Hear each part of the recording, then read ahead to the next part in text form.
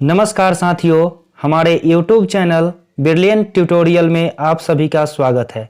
मैं मुकेश कुमार आप सभी का हार्दिक अभिनंदन करता हूं। साथियों, आज हम लोग आधुनिक इतिहास के यूरोपीय कंपनियों के आगमन से संबंधित कुछ महत्वपूर्ण ऑब्जेक्टिव क्वेश्चन देखने वाले हैं। आज हम लोग 30 ऑब्जेक्टिव क्वेश्चन देखेंगे।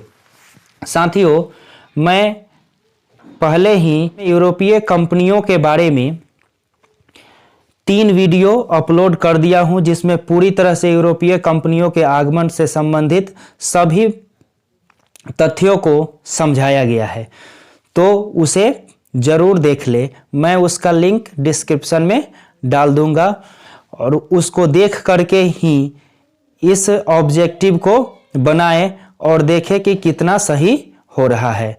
और इसको बनाने के बाद आपका यह टॉपिक पूरी तरह से कंप्लीट हो जाएगा और आप जो है आसानी से किसी भी परीक्षा में इससे प्रश्न आने पर उसका उत्तर दे सकते हैं। तो चलिए दोस्तों, हम देखते हैं यूरोपीय कंपनियों के आगमन से संबंधित प्रश्न। इसके पहले मैं आप लोगों से अनुरोध करना चाहूँगा कि यदि आप इस चैनल पर नए हैं तो हमारे चैनल को सब्सक्राइब कर लीजिए और बेल आइकन दबा दीजिए। यदि वीडियो पसंद आए तो उसे लाइक जरूर कीजिए। दोस्तों, हम आज का सेशन शुरू करते हैं। आज का पहला सवाल है, भारत के समुद्री मार्ग की खोज किसने और कब की थी? भारत के समुद्री मार्ग की खोज किसने और कब की थी? आपका ऑप्शन है Columbus 1497, Vasco D gamma 1498, Albuquerque 1600, Adil Shah 1664। तो आपका उत्तर होगा Vasco D gamma. Vasco D gamma ने भारत के समुद्री मार्ग की खोज की थी, जो 1498 में की थी। आपका उत्तर हो जाएगा बी। चलिए दूसरा प्रश्न देख लेते हैं। प्रथम पुर्तगाली वायसराय कौन थे? प्रथम पुर्तगाली वायसराय कौन थे? तो आपका ऑप्शन है अल्फांसो द अल्बुकर्क, अब्दुल मानिद, फ्रांसिस्को द अल्मोडा, हॉकिंस। इसका उत्तर हो जाएगा सी, फ्रांसिस्को द अल्मोडा प्रथम पुर्तगाली वायसराय थे। चलिए अगला प्रश्न देख लेते हैं। अगला प्रश्न है, 1509 में अल्बुकर्क ने किससे बीजापुर अभियान के द्वारा गोवा को जीता था? आदिल शाह से, अब्दुल मानिद से, टॉमस स्मिथ से, मोहम्मद अली से। तो दोस्तों इसका उत्तर होगा ए, आदिल शाह से। आदिल शाह से उसने गोवा को जीता था। अगला क्वेश्चन देख लेते हैं। क्वेश्चन नंबर 4, निम्नलिखित कंपनियों और उसके आगमन के क्रम को मिलाएं। निम्नलिखित कंपनियों और उसके आगमन के क्रम को मिलाएं। तो पहला है अंग्रेजी कंपनी। अंग्रेजी कंपनी का हो जाएगा 1600। अंग्रेजी कंपनी का आगमन 1600 में हुआ था। बी हो जाएगा 1 का। पुर्तगाली कंपनी का आगमन 1498 में हुआ था। फ्रांसीसी कंपनी का आगमन जो है वह हुआ था आपको 1664 में। और स्वीडिश कंपनी का आगमन हुआ था 1731 में। और डच कंपनी का आगमन हुआ था 1596 में। तो इसके आधार पर आप मिला सकते हैं। आपका उत्तर होगा बी। चलिए अगला क्वेश्चन देख लेते हैं। क्वेश्चन नंबर 5 कह रहा है कि निम्नलिखित कंपनियों के स्थापना के स्थान का मिलान करें। निम्नलिखित कंपनियों के स्थापना के स्थान का मिलान करें। कहाँ कहाँ उसने अपने कंपनी की स्थापना की थी उसको मिलान करना है। तो पहला अंग्रेज है, अंग्रेज ने सूरत में की थी। एक का हो जाएगा बी, पुर्तगाल, पुर्तगाली कंपनी कोचीन में बना था। फ्रांसीसी जो थे वह भी सूरत में ही किए थे, और डच कंपनी जो है वह मसूलीपट्टम में किए थे। तो आपका उत्तर मिला सकते हैं, क्या होगा? ए। अगला क्वेश्चन है, यूरोपीय कंपनियों के स्थापना का सही क्रम कौन सा है? यूरोपीय कंपनियों के स्थापना का सही क्रम कौन सा है? तो याद रखिएगा दोस्तों, सबसे पहले पुर्तगाली आए 1498 में। उसके बाद दूसरा है डच आए थे आपको 1596 में। और उसके बाद तीसरे यूरोपीय जो है वह आए अंग्रेज, जो 1600 ईस्वी में आए थे।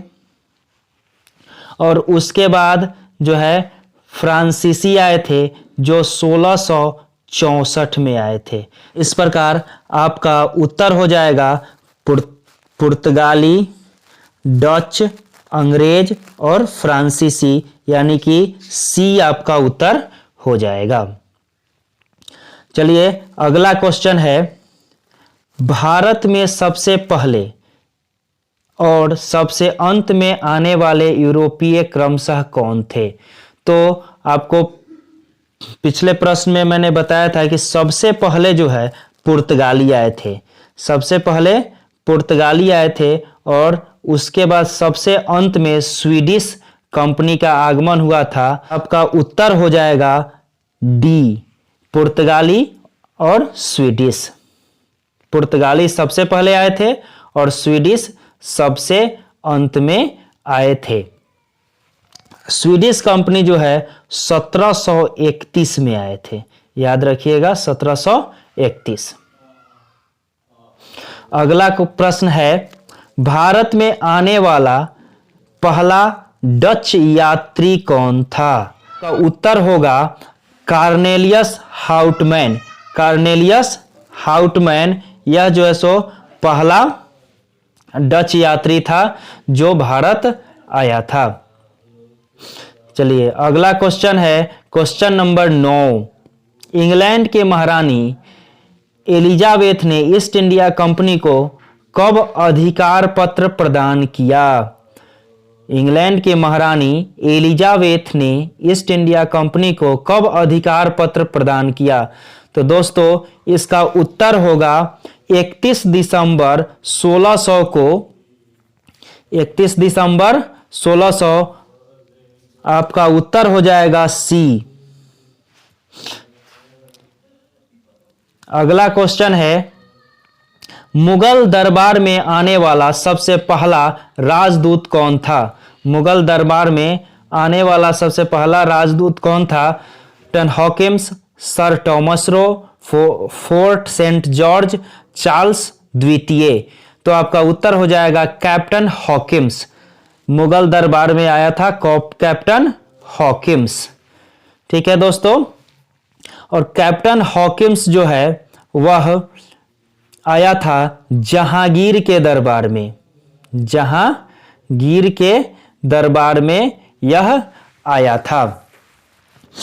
यह इंग्लैंड से चलता है तो अकबर के नाम का फरमान लेकर के, लेकिन जब पहुंचता है तब तक अकबर की मृत्यु हो जाती है और उसका पुत्र जहांगीर जो है वह शासक बन गया रहता है।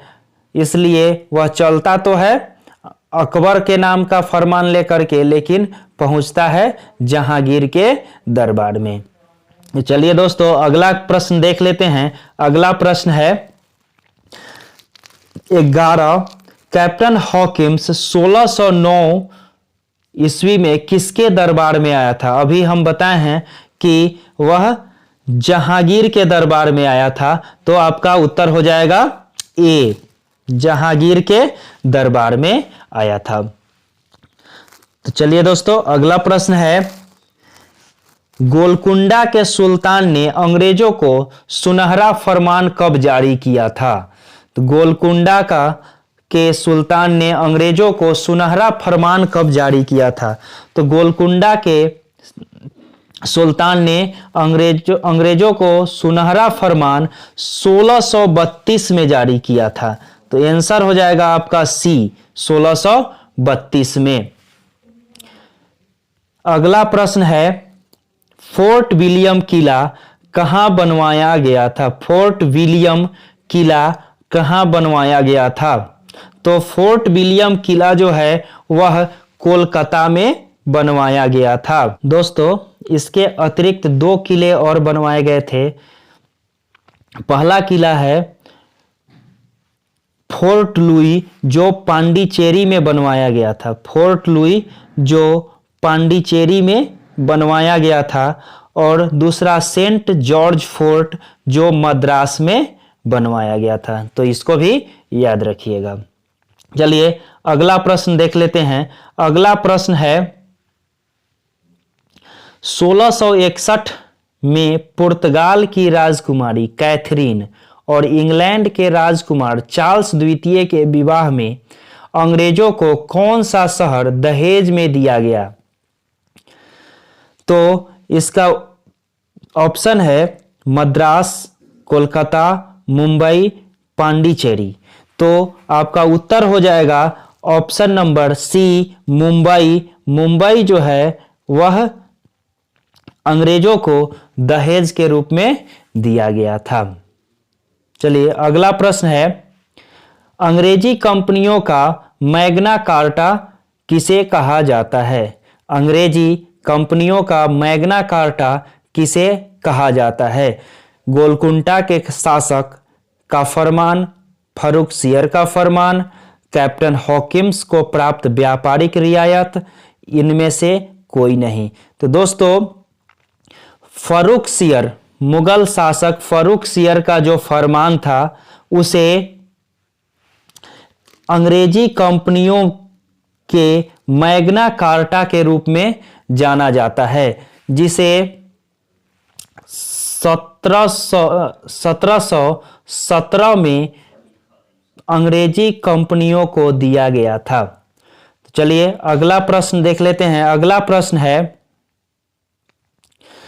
अंग्रेजों और फ्रांसीसियों के बीच कितने कर्नाटक युद्ध हुए थे? अंग्रेजों और फ्रांसीसियों के बीच कितने कर्नाटक युद्ध हुए थे? तो दोस्तों, अंग्रेजों और फ्रांसीसियों के बीच 3 कर्नाटक युद्ध हुए थे। प्रथम कर्नाटक युद्ध, द्वितीय कर्नाटक युद्ध और तृतीय कर्नाटक युद्ध। प्रथम कर्नाटक युद्ध जो है वह 1746 से 48 2 वर्ष तक चला था। द्वितीय कर्नाटक युद्ध 1749 से 1754 5 वर्ष तक चला था। और तृतीय कर्नाटक युद्ध 1756 से 1763 7 वर्षों तक चला था, जिसे सप्तवर्षीय युद्ध के नाम से जानते हैं। चलिए अगला प्रश्न देख लेते हैं। अगला प्रश्न है, वांडीवास का युद्ध कब हुआ था और किसके किसके बीच हुआ था? वांडीवास का युद्ध दोस्तों दिया हुआ है आपको ऑप्शन, 1756 अंग्रेज और फ्रांसीसी के बीच, 1763 अंग्रेज और फ्रांस के बीच, 1760 अंग्रेज और फ्रांस के बीच, इनमें से कोई नहीं। तो इसका उत्तर होगा सी, अंग्रेज और फ्रांस के बीच 1760 में वांडीवास का युद्ध हुआ था, जो तृतीय कर्नाटक युद्ध के क्रम में हुआ था। अगला प्रश्न है, वांडीवास के युद्ध में अंग्रेजी और फ्रांस के सेना का नेतृत्व कौन कर रहे थे? इसका उत्तर हो जाएगा ऑप्शन नंबर ए, अंग्रेजी सेना का नेतृत्व आयरकुट और फ्रांस की सेना का नेतृत्व काउंट लाली कर रहे थे। अगला प्रश्न है, कर्नाटक के प्रथम युद्ध के कारण क्या थे? कर्नाटक के प्रथम युद्ध जो हुए थे उसके कारण क्या थे? तो आपका उत्तर होगा ए, ऑस्ट्रेलिया का उत्तराधिकार। सॉरी, ऑस्ट्रेलिया नहीं है, ये ऑस्ट्रिया का उत्तराधिकार होगा। ऑस्ट्रिया, ऑस्ट्रिया का उत्तराधिकार होगा। ये गलत टाइप हो गया है। ऑस्ट्रिया का उत्तराधिकार, आपका उत्तर होगा ऑस्ट्रिया का उत्तराधिकार, ऑप्शन नंबर ए।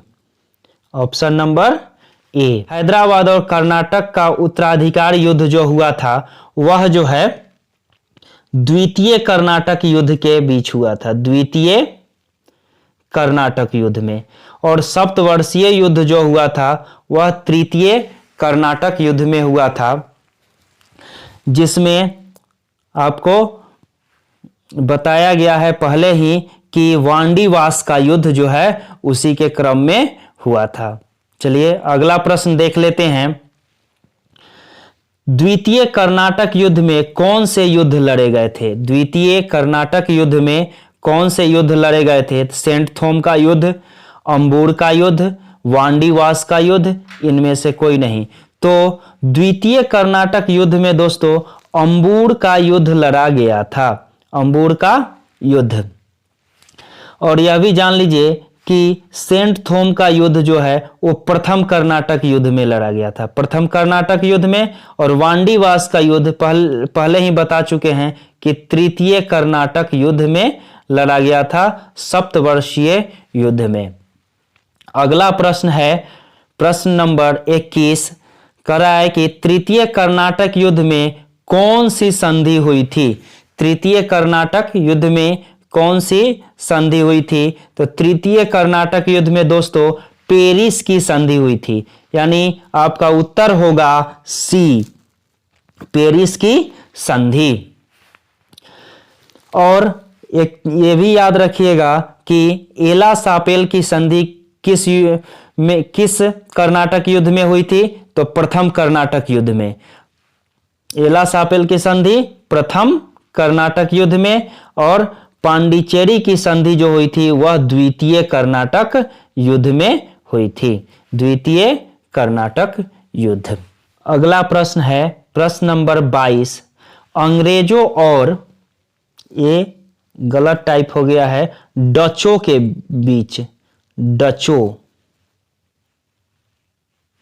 डचों के बीच कौन सा युद्ध लड़ा गया था? अंग्रेजों और डचों के बीच कौन सा युद्ध लड़ा गया था? तो दोस्तों इसका उत्तर होगा सी, वेदरा का युद्ध जो है अंग्रेजों और डचों के बीच लड़ा गया था। अगला प्रश्न है प्रश्न नंबर 23, इसमें कह रहा है डेनमार्क की कंपनी के आगमन भारत में कब हुआ? डेनमार्क की कंपनी का भारत में आगमन दोस्तों वह हुआ था 1616 ईस्वी में, यानी कि आपका उत्तर होगा डी, 1616 ईस्वी में डेनमार्क की कंपनी का भारत में आगमन हुआ था। और डेनमार्क ने अपनी पहली फैक्ट्री जो है वह तंजौर में स्थापित की थी। डेनमार्क अपनी पहली फैक्ट्री तंजौर में स्थापित की थी। अगला प्रश्न है 24, इंग्लैंड के दूसरे राजदूत सर टॉमस रो किसके शासनकाल में आया था? तो दूसरा राजदूत भी वह जहांगीर के शासनकाल में ही आया था, इसलिए आपका उत्तर होगा डी, जहांगीर। अगला प्रश्न और आज का अंतिम प्रश्न है दोस्तों, कह रहा है कि अंग्रेजों की पहली फैक्ट्री बन करके कहाँ तैयार हुई? तो अंग्रेजों की पहली फैक्ट्री जो बन करके तैयार होने वाली फैक्ट्री है वह है मसूलीपट्टनम में, या 1611 ईस्वी में तैयार हुई। आंसर होगा आपका सी, मसूलीपट्टनम में 1611 में बन करके तैयार हुई। दोस्तों इसमें है क्या कि पहली फैक्ट्री बनना शुरू तो हुआ था सूरत में 1608 में, लेकिन कुछ कारण से वह फैक्ट्री बनना रुक गया और तब तक अंग्रेज मसूलीपट्टनम में जाकर के 1611 में फैक्ट्री बना ली। पुनः वह फैक्ट्री जो है सूरत वाली, वह जो है 1613 ईस्वी में बन करके तैयार हो गई। ठीक है दोस्तों, तो आज के लिए बस इतना ही। अगले वीडियो में फिर मिलेंगे, तब तक के लिए धन्यवाद दोस्तों। यदि आप हमारे चैनल पर नए हैं तो चैनल को सब्सक्राइब कर लीजिए और बेल आइकन को दबा दीजिए, ताकि ऐसे ही अच्छी अच्छी वीडियो आप लोग को हमेशा मिलती रहे। तो फिर मिलते हैं अगले वीडियो में। धन्यवाद।